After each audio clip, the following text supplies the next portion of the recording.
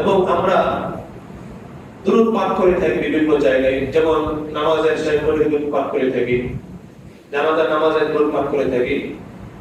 দুরূদ পাঠ করার আরেকটি জায়গা হলো জুমার দিন। আরেকটি জায়গা কি? জুমার দিন।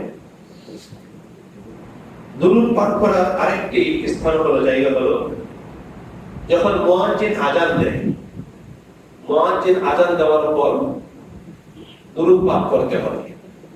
মুয়াজ্জিন আযান দেওয়ার পর দুরূদ পাঠ করা সুন্নাহ।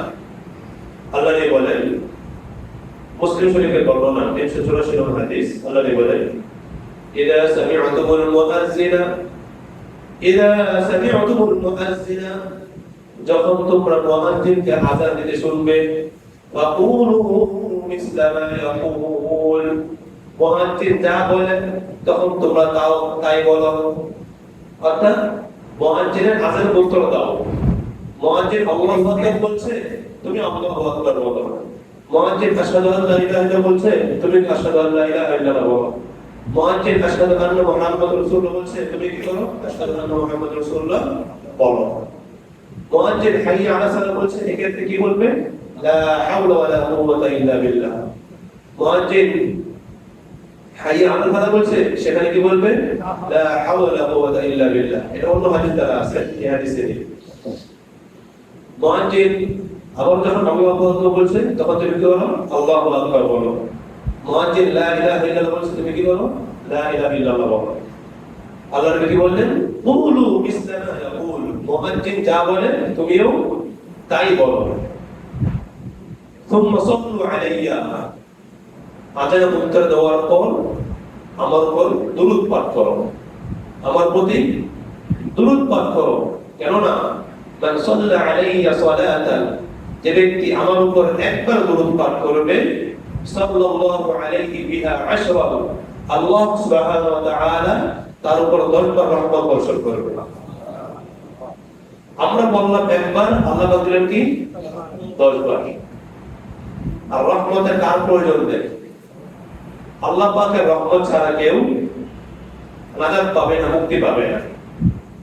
বনি ইসরাইলের এক আবেদের একটি ঘটনা আছে, সেদিকে যাব না, সঙ্গে বলছি। এক আবেদ 500 বছর সে ইবাদত করেছে, তার মনে অহংকার জমে গেছে। সে আত্মগর্বে ভুগতেছিল যে আমি তো 500 বছর ইবাদত করেছি, আমি আমার ইবাদতের বদলে জান্নাতে যাব। আল্লাহ পাক তাকে বললেন যে তুমি আমার রহমতে, তুমি জান্নাতে যাও। সে বলল কি না, আপনার রহমতে যেতে হবে কেন, আমি আমার ইবাদতের বদলায় যাব। তো আল্লাহ পাক একজন ফেরেশতা ওই ব্যক্তির নিকট দিয়ে ঘোরালেন। আল্লাহ পাক ওই ব্যক্তির মধ্যে পিপাসা তৈরি করে দিলেন। অর্থাৎ জাহান্নামের কাছে তাকে নিয়ে যাওয়া হলো। ওই ব্যক্তিকে যখন জাহান্নাম ভয়াবহতা দেখলেন, জাহান্নামের প্রত্যক্ষ দেখলেন, জাহান্নামের প্রত্যক্ষ দেখার পর তার মধ্যে পানি তৃষ্ণার্ত, সে পানি পিপাসা লেগে গেল, তার মধ্যে সে তৃষ্ণার্ত হয়ে গেল। আল্লাহ এক ফেরেশতাকে পাঠালেন, যাও তার কাছে পানি নিয়ে যাও। তো দেখা গেল ওই পানির মূল্য ছিল কত? তার 500 বছরের ইবাদত। পানির মূল্য ছিল কি? 500 বছরের ইবাদত ছিল সেই এক গ্লাস পানির মূল্য। তো আল্লাহ বলে দিলেন যে দেখো, তুমি এক গ্লাস পানি কিনেছো 500 বছরের ইবাদত দিয়ে, আর আমি দুনিয়াতে কত গ্লাস পান করিয়েছি, কত হাজার গ্লাস, কত লক্ষ গ্লাস পান করিয়েছি। তাহলে বোঝা গেল আল্লাহ পাকের রহমত ছাড়া আমরা কি নাজাত পাবো না। আল্লাহ পাকের রহমতের প্রয়োজন আছে। দুরূদ পাঠের আরেকটি স্থান হলো, যে কোনো মজলিসে যেখানে কিছু সংখ্যক লোকের মজলিস হয়, সেই মজলিসে দুরূদ পাঠ করা নবীর সুন্নাহ। যদি সেই মজলিসে নবীর দুরূদ পাঠ না করা হয়, আল্লাহকে স্মরণ না করা হয়, তাহলে নবীজি বলেন ওই জাতির উপর, ওই লোকদের উপর হতাশা, আফসোস, সেই মজলিস তাদের জন্য আফসোসের কারণ হবে, পরিতাপের কারণ হবে, তারা হতাশাগ্রস্ত হবে। হাদিসটি বর্ণিত আছে তিরমিজি শরীফের 3380 নম্বর হাদিস। হযরত আবু হুরায়রা রাদিয়াল্লাহু তাআলা আনহু বর্ণিত, তিনি বলেন, মা জালাসা কওমুন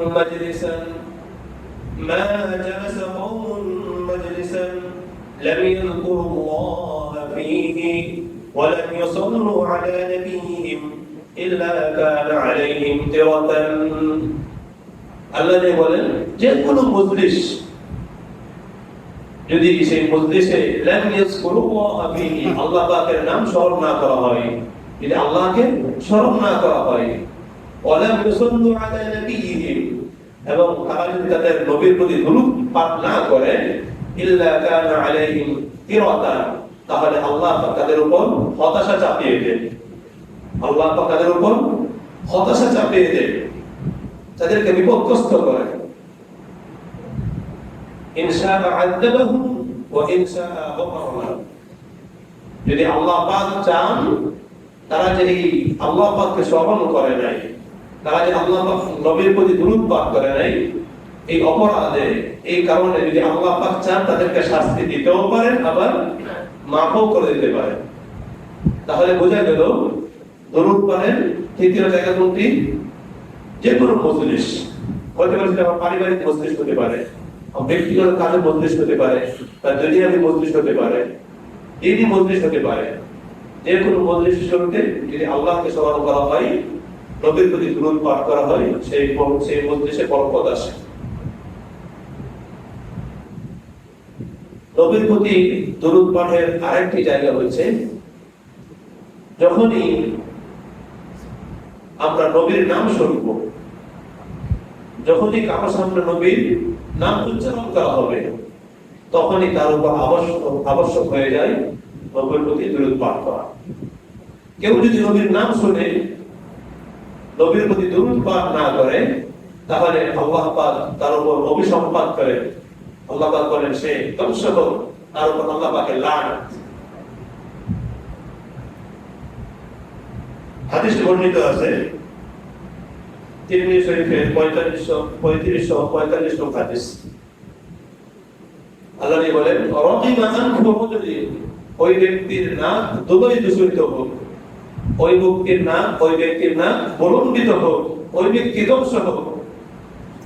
যুকিরতু ইনদাহু, যার নিকট আমি নবীর নাম উচ্চারণ করা হয়েছে, তারা মুসাল্লি আলাইয়া, তা সত্ত্বেও আমার মধ্যে সে দুরূদ পড়ে না। অন্য এক হাদিসে আল্লাহ বলেন যে নবীর নাম শুনলো, কিন্তু নবীর নাম শোনার পরেও সে দুরূদ পড়লো না, সে হলো পৃথিবীর মধ্যে সর্বশ্রেষ্ঠ বখিল, সর্বশ্রেষ্ঠ কৃপণ। তার চাইতে বড় কৃপণ আর পৃথিবীতে কেউ নেই। যে ব্যক্তির সামনে নবীর নাম উচ্চারণ করা হলো, সে নবীর নাম শুনলো, নবীর নাম শোনা সত্ত্বেও সে নবীর প্রতি দুরূদ পড়লো না, ওই ব্যক্তি হলো সবচাইতে বেশি কৃপণ, ওই ব্যক্তি সবচাইতে বেশি বখিল।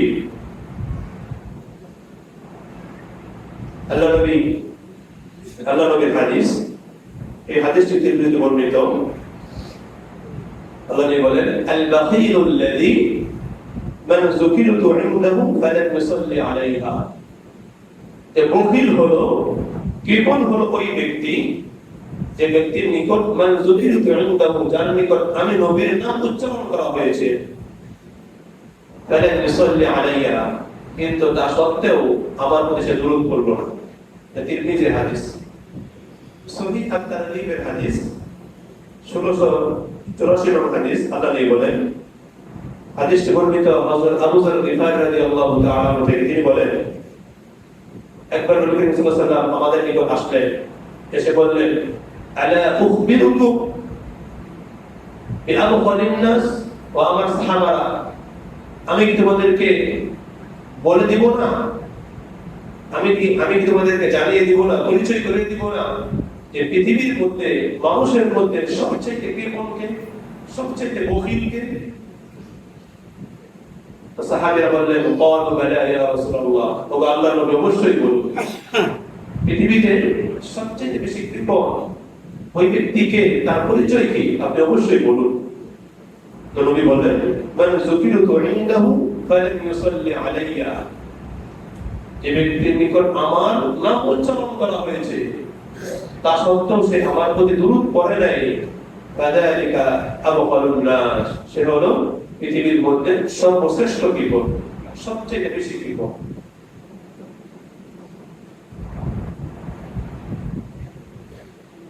পারের আরেকটি স্থান হলো আমরা যখন মসজিদে প্রবেশ করি, যখন মসজিদ থেকে বের হই তখন নবীর প্রতি দুরূদ পড়তে হয়। এটা সুন্নাহ। আল্লাহ নবী যখন মসজিদে প্রবেশ করতেন দুরূদ পড়তেন, যখন মসজিদে বের হতেন দুরূদ পড়তেন।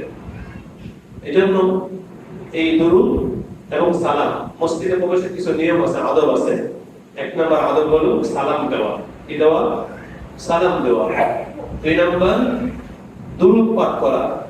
তিন নম্বর দোয়া পড়া। চার নম্বর ডান পায়ে প্রবেশ করা। পাঁচ নম্বর ইতিকাফের নিয়তে প্রবেশ করা। ইতিকাফ ছাড়া মসজিদে অবস্থান করা জায়েজ নেই। ইতিকাফ ব্যতীত মসজিদে অবস্থান করা জায়েজ নেই। তো এই পাঁচটি জিনিস সুন্নাত মসজিদে প্রবেশ করার ক্ষেত্রে। আবার যখন বের হব তখনও এই বিষয়গুলো সুন্নাত। সালাম দেওয়া, দুরূদ পাঠ করা, মসজিদ থেকে বের হওয়া, দোয়া করা, ডান পায়ে বের হওয়া। আল্লাহ বলেন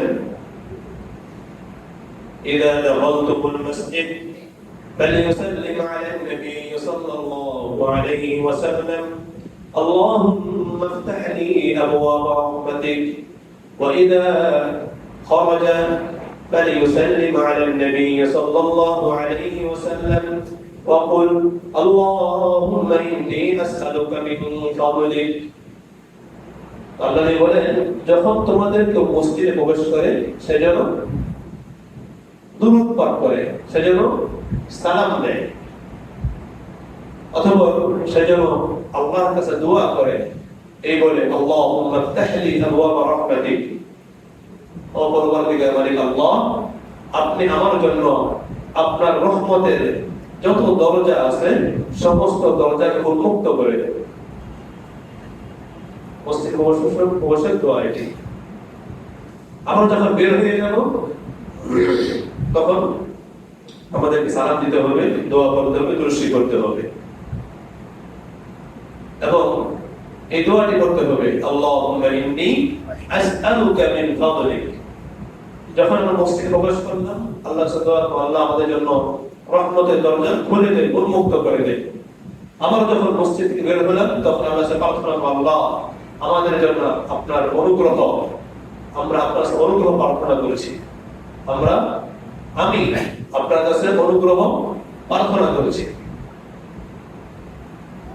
তো এই দোয়াটা একসাথে বলা যায়, এভাবে আলাদা বলতে পারেন, একসাথে বলতে পারেন। একসাথে বলতে পারেন বিসমিল্লাহি ওয়াস সালাতু ওয়াস সালামু আলা রাসূলিল্লাহ আল্লাহুম্মা ইফতাহ লি আবওয়াব রাহমাতিক। প্রবেশের দোয়া। বের হওয়ার দোয়া কি? বিসমিল্লাহি ওয়াস সালাতু ওয়াস সালামু আলা রাসূলিল্লাহ আল্লাহুম্মা ইন্নী আসআলুকা মিন ফাদলিক। আপনি আলাদা করতে পারেন আসসালামু আলাইকুম আল্লাহুম্মা সাল্লি আলা মুহাম্মদ, আলাদা করতে পারেন। আরো অনেক কিছু আছে, আরো নবীজি আরো কিছু করতেন। এই ছিল দুরূদ কোথায় পড়া যায়। দুরূদ আমরা সবসময় পড়বো, দুরূদ আমরা সবসময় পড়বো, কিন্তু বিশেষ কিছু স্থান রয়েছে, বিশেষ কিছু জায়গা রয়েছে যেখানে দুরূদ পাঠ করা গুরুত্ব বেশি, ফজিলত বেশি। তো আমরা দুরূদ কিভাবে পাঠ করব? আল্লাহ পাক আমাদেরকে নবীকে সালাম কিভাবে দিতে হবে তা শিক্ষা দিয়েছেন। নবীর প্রতি আমরা কিভাবে সালাম প্রেরণ করব সেটা আল্লাহ পাক শিক্ষা দিয়েছেন। আমরা পাঠ করতে কি পারি না? কিভাবে? আমরা যখন তাশাহুদ পড়ি তখন কি বলি?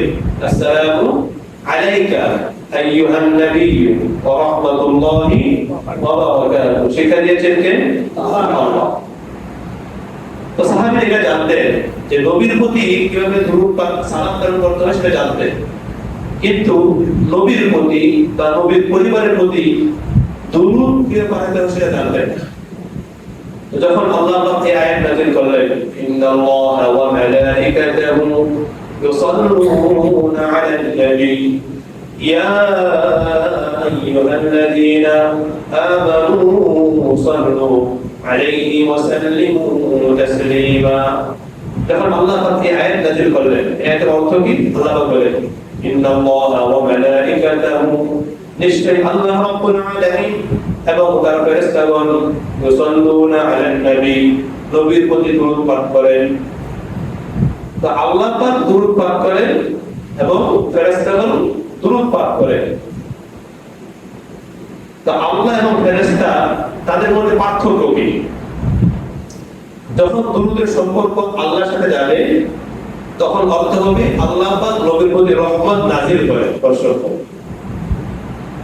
আবার আরেকটা অর্থ দাঁড়ায়, সেটা হলো যে আল্লাহ পাক তার নবীকে নিয়ে ফেরেশতার সামনে প্রশংসা করতে থাকেন, নবীর গুণগান করতে থাকেন, নবীর গুণকীর্তন করতে থাকেন। দুটি ব্যাখ্যা। আর যখন সালাতের অর্থ আসবে তার দিকে, ফেরেশতাদের দিকে, তখন অর্থ হবে যে ফেরেশতারা আল্লাহর কাছে নবীর প্রতি যেন আল্লাহ পাক দুরূদ প্রেরণ করেন সেজন্য দোয়া করতে থাকেন, প্রার্থনা করতে থাকেন। আর দ্বিতীয় ব্যাখ্যা অনুযায়ী অর্থ হবে আল্লাহ পাকের কাছে ফেরেশতারা আবেদন করেন, আল্লাহ আপনি আপনার নবীর মর্যাদা বাড়িয়ে দেন। সুবহানাল্লাহ।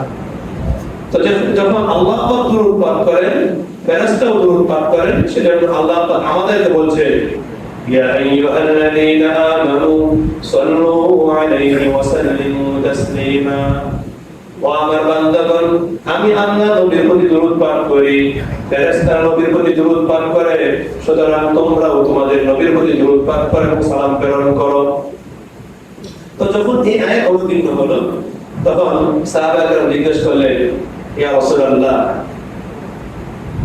কাইফা সালাতু আলাইকুম আহলাল বাইত ইন্নাল্লাহা আল্লামানা নুসাল্লিমু আলাইকুম। তবে আল্লাহর নবী, আল্লাহ পাক আমাদেরকে আপনার প্রতি, আপনার পরিবারের প্রতি কিভাবে সালাম প্রেরণ করতে হয় তা শিক্ষা দিয়েছে, কিন্তু আপনার প্রতি, আপনার আহলে বাইত, আপনার যারা আহলে বাইত আছেন তাদের প্রতি কিভাবে দুরূদ প্রেরণ করতে তা তো আমরা জানি না, তা তো আমরা জানি না। তখন আল্লাহ নবী বলে দিলেন, ও আল্লাহ নবী যা বললেন সেটা আমার পক্ষ থেকে পায়, যারা পারে না তারা শিখে নিব। আর এটা না পারলে নামাজের মধ্যে পড়তে চলে আসবে, সেটা কি দুরূদ ইব্রাহিম যাকে বলা হয়।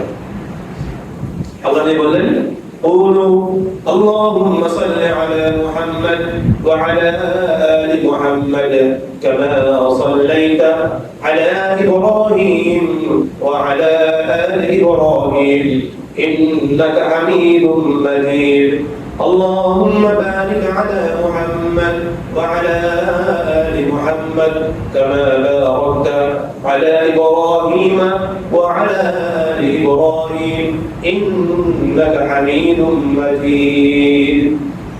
তো আল্লাহ নবী নবীর প্রতি, নবীর পরিবারের প্রতি কিভাবে দুরূদ পাঠাতে হয় আল্লাহ নবী শিক্ষা দেন। এটা হলো লম্বা বড় দুরূদ। এখন আমরা যারা সবসময় দুরূদ পাঠ করতে চাই, ইচ্ছা করলে করতে পারি, অথবা সবচেয়ে সংক্ষিপ্ত দুরূদ আছে সেটা কি সাল্লাল্লাহু আলাইহি ওয়াসাল্লাম। আপনি ওই বড়টা পড়লে যে সওয়াব পাবেন, ছোটটা পড়লে সওয়াব পেয়ে যাবেন। তো এই দুরূদ পড়ার জন্য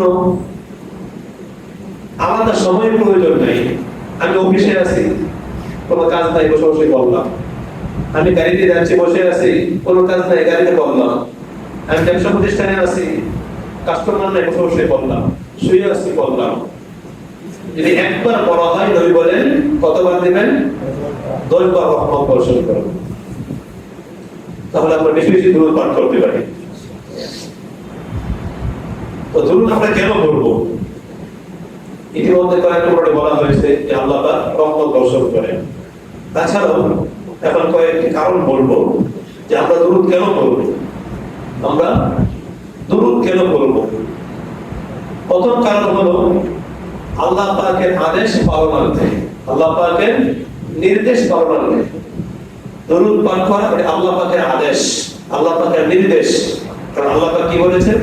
সাল্লু আলাইহি ওয়া সাল্লিমু তাসলিমা। এই ইমানদাররা তোমরা কি করো? নবীর প্রতি দুরূদ পড়ো, সালাম প্রেরণ করো। তাহলে আল্লাহ পাকের আদেশ পালনার্থে জীবনে একবার হলেও দুরূদ পাঠ করাটা ফরজ হয়ে যায়।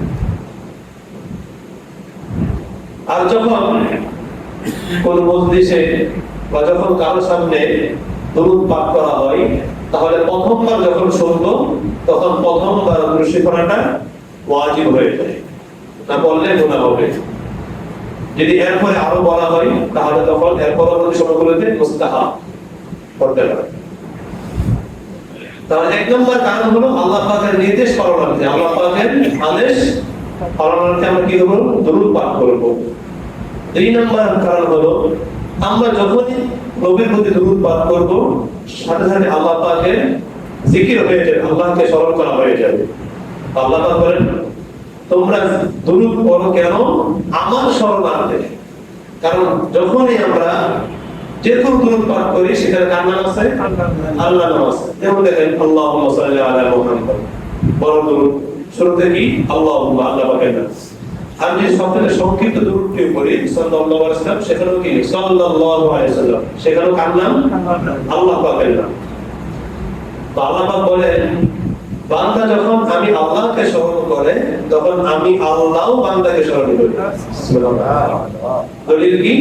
সূরা বাকারার 152 নম্বর আয়াত আল্লাহ বলেন, এবং আমরা প্রত্যেক জুমায় শুনে থাকি, প্রত্যেক সাথে বলে থাকেন ফাজকুরুনি আযকুরুকুম ওয়াশকুরুলি ওয়ালা তাকফুরুন। প্রত্যেকই পারে অর্থ কি? আল্লাহ বলেন ফাজকুরুনি, হে আমার বান্দাগণ তোমরা আমাকে স্মরণ করো, আযকুরুকুম, যদি তোমরা আমাকে স্মরণ করো তাহলে আমি আল্লাহ তোমাদেরকে স্মরণ করব। ওয়াশকুরুনি ওয়ালা তাকফুরুন, আমার কৃতজ্ঞ হও, আমার কৃতজ্ঞ হও, আমার অকৃতজ্ঞ হও না। তো আল্লাহ বান্দাকে কিভাবে স্মরণ করেন? আমরা বান্দারা আল্লাহ পাককে কিভাবে স্মরণ করি? আল্লাহ পাক আমাদেরকে তার চাইতে আরো উত্তম রূপে স্মরণ করে থাকেন। সুবহানাল্লাহ, সুবহানাল্লাহ। আল্লাহ পাক বলেন যদি বান্দা আমাকে একা একা স্মরণ করে, মনে মনে স্মরণ করে, তাহলে আমি আল্লাহ তাকে একা একা স্মরণ করি, আমি আল্লাহ তাকে মনে মনে স্মরণ করি। আর যদি বান্দা আমাকে কোনো মজলিসে, কোন সমাবেশে আমাকে স্মরণ করে, তাহলে আমি আল্লাহ তার চাইতে উত্তম সমাবেশে তাকে স্মরণ করি। দলিল বুখারীর বর্ণনা ৭৪০৫ নম্বর হাদিস। হাদিস বর্ণিত হযরত আবু হুরায়রা রাদিয়াল্লাহু তাআলা তিনি বলেন ইয়াকুলুল্লাহু আযজা ওয়া জাল্লা আনা 'ইনদা যান্নি 'আবদি বি। আল্লাহ বলেন, আল্লাহ পাক রব্বুল আলামিন বলেন আনা 'ইনদা যান্নি 'আবদি বি, বান্দা আমার প্রতি যেমন ধারণা পোষণ করে আমি আল্লাহ তাআলা তার সাথে তেমনই থাকি। বান্দা আমার প্রতি যেরকম ধারণা পোষণ করে থাকে আমি আল্লাহ কি তার সাথে ওইরকম আচরণ করে থাকি, ওইরকম ব্যবহার করে থাকি।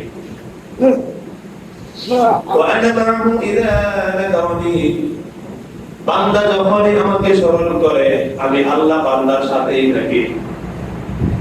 বান্দা যখনই আমাকে স্মরণ করে, যেখানে স্মরণ করুক আমি আল্লাহ কি থাকি, বান্দার সাথেই থাকি।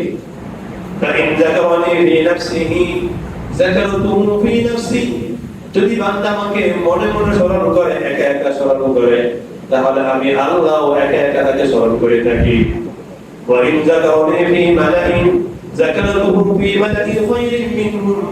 যদি বান্দা আমাকে কোন জনসমাবেশে আমাকে স্মরণ করে থাকে, তাহলে আমি আল্লাহ তার চাইতে উত্তম জনসমাবেশে স্মরণ করে থাকি। তা আল্লাহ তাআলা কাদেরকে স্মরণ করে থাকে? ফেরেশতাদের নিকট। আমরা স্মরণ করি মানুষের নিকট, আল্লাহ পাক স্মরণ করেন কাদের নিকট? ফেরেশতাদের নিকট। আল্লাহ রাব্বুল আলামিন বলেন ওয়া ইন তাকাররাবতা ইলাইয়া বিশিবরিন, যদি কোনো বান্দা আমার প্রতি এক বিগত অগ্রসর হয়, তাকাররাবতু ইলাইয়া জিরাআন, তাহলে আমি আল্লাহ তাআলা তার প্রতি এক হাত অগ্রসর হই। যদি বান্দা আমার প্রতি এক বিগত অগ্রসর হয় আমি আল্লাহ তার প্রতি এক হাত অগ্রসর হই। ওয়া ইন তাকাররাবা ইলাইয়া জিরাআন, আর যদি কোনো বান্দা আমার প্রতি এক হাত অগ্রসর হয় তাকাররাবতু ইলাইয়া বা'আন, তাহলে আমি আল্লাহ তার প্রতি দুই হাত অগ্রসর হই। যদি কোনো বান্দা তাকাররাবতা ইলাইয়া ইয়ামশি, যদি কোনো বান্দা আমার প্রতি অগ্রসর হয়ে হেঁটে হেঁটে পায়ে হেঁটে আসে, তাকাররাবতু ইলাইয়া আতাইতুহু ইলাইয়া হারওয়ালাতান, আল্লাহ বলেন আতাইতুহু হারওয়ালাতান, আমি আল্লাহ তার নিকট হামাগুড়ি আসি, দৌড়ে আসি। আল্লাহ পাক কি আসে? দৌড়ে আসে। এই অগ্রসর অর্থ কি? আল্লাহ পাক আমাকে অগ্রসর করবো। তার অর্থ কি? তার অর্থ হলো বান্দা যখনই আল্লাহ পাকের কাছে ক্ষমা চাইবে, মাগফিরাত চাইবে, তো বান্দা যতটুকু চাইবে আল্লাহ পাক তার চেয়ে বেশি দিবে, আল্লাহ পাক তার চেয়ে বেশি দিবে। তাহলে 2 নম্বর কারণ হলো কি? আমরা নবীর প্রতি দুরূদ পাঠ করব আল্লাহ পাকের শরণার্থে। 3 নম্বর, কোন বান্দা যখন দুরূদ পাঠ করে, যতক্ষণ পর্যন্ত সে দুরূদ পাঠ করে, ফেরেশতারা তার জন্য আল্লাহর কাছে মাগফিরাতের দোয়া করতে থাকে। যতক্ষণ কোন বান্দা নবীর প্রতি দুরূদ পাঠ করতে থাকে, ততক্ষণ পর্যন্ত ফেরেশতারা কি করে? তার জন্য মাগফিরাতের দোয়া করতে থাকে। হাদিসটি বর্ণিত ইবনে মাজাহ 907 নং হাদিস। আল্লাহ বলেন, মান সাল্লা আলাইহি সালাতান লাম তাজলিল মালাইকাতু তুসাল্লি আলাইহি মা সাল্লা আলাইয়া। আল্লাহ বলেন, যখনই কোনো বান্দা আমার উপর দুরূদ পাঠ করতে থাকে, সে যতক্ষণ পর্যন্ত দুরূদ পাঠ করে ততক্ষণ পর্যন্ত ফেরেশতারা তার জন্য মাগফিরাতের দোয়া করতে থাকে। সুতরাং যেহেতু যতক্ষণ পর্যন্ত বান্দা দুরূদ পাঠ করতে থাকে, ততক্ষণ পর্যন্ত আল্লাহ ফেরেশতারা কি করে? তার জন্য মাগফিরাতের দোয়া করতে থাকে। আল্লাহ বলেন, ফালিয়াকিল মিন যালিকা আও লিয়াকসুর। এখন বান্দার ইচ্ছা, এখন বান্দার ইচ্ছা, বান্দা যদি চায় সে করবে, আর যদি সে চায় সে করবে না। সে ইচ্ছা হলে বেশি করতে পারে, সে ইচ্ছা হলে কমও করতে পারে, বান্দার ইচ্ছা। তাহলে দুরূদ পাঠ কেন করবো? ফেরেশতারা আমাদের জন্য কি করে? মাগফিরাতের দোয়া করতে থাকে। চতুর্থ কারণ হলো, দুরূদ পাঠের মাধ্যমে বান্দা আল্লাহ পাকের রহমত লাভ করতে পারে। দুরূদ পাঠ হলো বান্দার রহমত লাভের মাধ্যম। দুরূদ পাঠ কি? বান্দার রহমত লাভের মাধ্যম। মুসলিম শরীফের বর্ণনা, আল্লাহ বলেন, মান সাল্লা আলাইহি সালাতান ওয়াহিদাতান সাল্লাল্লাহু আলাইহি বিহা আশরা। যদি কোনো বান্দা আমার প্রতি একবার দুরূদ পাঠ করে, যদি আমার কোনো উম্মত, নবী বলেন, যদি আমার কোনো উম্মত আমার প্রতি একবার দুরূদ পাঠ করে, আল্লাহ পাক রব্বুল আলামিন তার প্রতি 10 বার রহমত বর্ষণ করেন। তাহলে আমরা কি পাইলাম? দুরূদ পাঠ হলো আল্লাহ পাকের রহমত লাভের মাধ্যম। পঞ্চম হলো, আমরা দুরূদ পাঠ কেন করব? বান্দা যখনই দুরূদ পাঠ করে, আল্লাহ পাক তার আমলনামায় নেকি লিখতে থাকে। বান্দা যদি একবার দুরূদ পাঠ করে, আল্লাহ পাক তার আমলনামায় 10টি নেকি লিখে দেন। দলিল মুসনাদে আহমদের হাদিস। আল্লাহ বলেন, মান সাল্লা আলাইহি মাররাতান, যে ব্যক্তি আমার প্রতি একবার দুরূদ পাঠ করে, কাতাবাল্লাহু আযজা ওয়া জাল্লা লাহু বিহা 10 হাসানাত। আল্লাহ রাব্বুল আলামিন তার প্রতি 10টি হাসানাত, 10টি নেকি লিখে দেন। একবার দুরূদ পড়বেন, আল্লাহ পাক কি করবে? 10টি নেকি আপনার আমলনামায় লিখে দিবে। ষষ্ঠ কারণ হলো, আমরা কেন দুরূদ পাঠ করব? কারণ দুরূদ পাঠের মাধ্যমে আল্লাহ পাক বান্দার সমস্ত গুনাহকে maaf করে দেন। দুরূদ পাঠের মাধ্যমে আল্লাহ পাক বান্দার গুনাহকে maaf করে দেন। একাধিক হাদিসে বর্ণিত, তিরমিজি 1257 নম্বর হাদিস। হাদিসটি বর্ণিত উবাই ইবনে কাআব রাদিয়াল্লাহু তাআলা থেকে।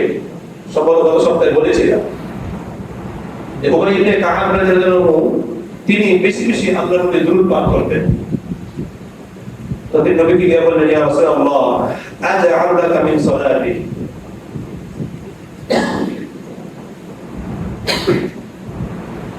ইন্নী আকতাবু সালাতা আলাইকা। ও আল্লাহর নবী, আমি আপনার প্রতি বেশি বেশি দুরূদ পাঠ করি। ফাকাম আজআলু লাকা মিন সালাতি, ও আল্লাহর নবী, আমি আপনার প্রতি সারা দিনের কি পরিমাণ সময় দুরূদ পাঠ করব? তবে উত্তর দিলেন কি, মা শিদ্দা, তোমার যা ইচ্ছা, তুমি যতটুকু পারো করো। ওই সাহাবী বললেন, ইয়া রাসূলুল্লাহ, আর রুবা, ইয়া রাসূলুল্লাহ, আমি সারা দিনের 4 ভাগের 1 ভাগ আপনার নামে দুরূদ করি। নবী বললেন কি, মা শিদ্দা, তোমার যা ইচ্ছা। লা ইন জিদ্দা ফাহুয়া খায়রুল লাক, যদি তুমি এর চাইতে আর বাড়িয়ে দাও, আরো বেশি করো, আল্লাহ খায়রুল লাক, সেটা তোমার জন্য কল্যাণ করে। এই সাহাবী আবার বললেন, ইয়া রাসূলুল্লাহ, তাহলে আননিস, তাহলে আমি এক কাজ করি, সম্পূর্ণ সময়টাকে ভাগ করে অর্ধেক, সারাদিনের অর্ধেক আপনার নামে দরুদ পাঠ করি। তিনি বললেন কি, মা শিতা, তোমার যা ইচ্ছা, ফাইন জিত্তা ফাহুয়া খায়রুল লাক, তবে যদি আরো বাড়িয়ে দাও সে তোমার জন্য কল্যাণ করবে। সাহাবী বললেন, ইয়া রাসূলুল্লাহ, রাসূলুসাই, তাহলে এক কাজ করি, সময়টাকে 3 ভাগ করে 2/3 আপনার নামে দরুদ পাঠ করি। নবী একই উত্তর দিলেন, মা শিতা, তোমার যা ইচ্ছা, ফাইন জিত্তা ফাহুয়া খায়রুল লাক, যদি তুমি আরো বাড়িয়ে দাও সে তোমার জন্য কল্যাণ করবে। সাহাবী পরিশেষে বললেন, ইয়া রাসূলুল্লাহ, আজআল লাকা সালাতি কুল্লাহা, ও আল্লাহর নবী, আমি আমার সম্পূর্ণ সময়টা আপনার দরুদে কাটিয়ে দিই। আল্লাহ উত্তর দিলেন, যদি তাই হয়, যদি এমনটাই হয়ে থাকে, ইদান তুফা হাম্মা, তাহলে তো ভালোই, তোমার যত চিন্তা আছে, যত পেরেশানি আছে, যত হাজাত আছে, আল্লাহ পাক তোমার এই দরুদ তোমাদের যথেষ্ট করে দিবেন। শুধু তাই না, ওয়ায়ুগফার লাকা যামবু, তোমার গুনাহকে আল্লাহ পাক মাফ করে দিবেন। তাহলে দরুদ পাঠ কেন করব? আল্লাহ পাকের পক্ষ থেকে মাগফিরাতের জন্য। আমরা নবীজির নিকটবর্তী হতে চাই না, কে কে? সবাই তো চাই, ঠিক না? প্রধানমন্ত্রীর নিকটবর্তী হতে চাই না কে কে? যদি বলা হয়, আমি তোমাকে আমার পাশের চেয়ারে বসাবো, মজলিসের মধ্যে সভাপতির চেয়ারটা কি দামি, প্রধানমন্ত্রীর চেয়ারটা দামি, যদি কেউ বলা হয় তুমি আমার সাথে প্রধানমন্ত্রীর চেয়ারের পাশে বসো, সে যে গর্ববোধ করে না, সম্মানজনক মনে করে না? তো আল্লাহ বলেন, আউলান নাস বি ইয়াউমাল কিয়ামা, যদি কিয়ামতের ময়দানে আমার সবচেয়ে বেশি নিকটবর্তী হতে চাও, তাহলে কি করো? আকসারুহুম আলাইয়া সালাহ, তোমাদের মধ্যে যে সবচেয়ে বেশি আমার প্রতি দরুদ পাঠ করবে, কিয়ামতের দিন সে আমার নিকট সবচেয়ে বেশি নিকটবর্তী হবে। দোয়া করি না আল্লাহর কাছে, বিভিন্ন কিছু প্রার্থনা করি, কিন্তু দোয়া কবুলের জন্য পূর্ব শর্ত হলো নবীর প্রতি দরুদ পাঠ করতে হবে। যদি আমরা দোয়া করি আর যদি সেই দোয়ার শুরুতে দরুদ পাঠ না করি, তাহলে আমাদের দোয়াটা আল্লাহ পাক কবুল করেন। ওই দোয়াটা আসমান এবং জমিনের মাঝখানে ঝুলন্ত থাকে। দোয়াটা, আমাদের দোয়া আসমান এবং জমিনের মাঝখানে ঝুলন্ত থাকে। যখন দরুদ পড়া হয় তখন আল্লাহ পাক দোয়াটা কবুল করেন। দলিল কি? দলিল হচ্ছে খলিফাতুল মুসলিমিন হযরত ওমর ইবনে খাত্তাব রাদিয়াল্লাহু আনহু বর্ণিত, এটিও তিরমিজিতে বর্ণিত। আল্লাহ বলেন, ইন্নাদ দুআ মাওকুফুন বাইনাস সামাই ওয়াল আরদ, বান্দার দোয়া এটা আসমান এবং জমিনের মাঝখানে মাওকুফ থাকে, ঝুলন্ত থাকে। লা ইয়াসআদু মিনহু শাইউন, দোয়া ততক্ষণ পর্যন্ত আসমানের উপর ওঠে না যতক্ষণ পর্যন্ত হাত্তা রাসূলি আলা নবিয়িকা সাল্লাল্লাহু আলাইহি ওয়াসাল্লাম, যতক্ষণ পর্যন্ত তুমি তোমার নবীর প্রতি দরুদ পাঠ না করবে। তাহলে আমরা বিভিন্ন দোয়া করে থাকি, তারপরে দোয়া কবুল হচ্ছে না। আমি তো দোয়া কবুলের সিস্টেমই জানি না, পদ্ধতি জানি না, তাহলে আল্লাহ দোয়া কবুল করবেন কিভাবে? এজন্য দোয়ার শুরুতে, দোয়ার শেষে কি করব? আল্লাহর নবীর উপরে দরুদ পাঠ করব। আল্লাহ আমাকে আমল বিধান করুন, সুন্নাত করে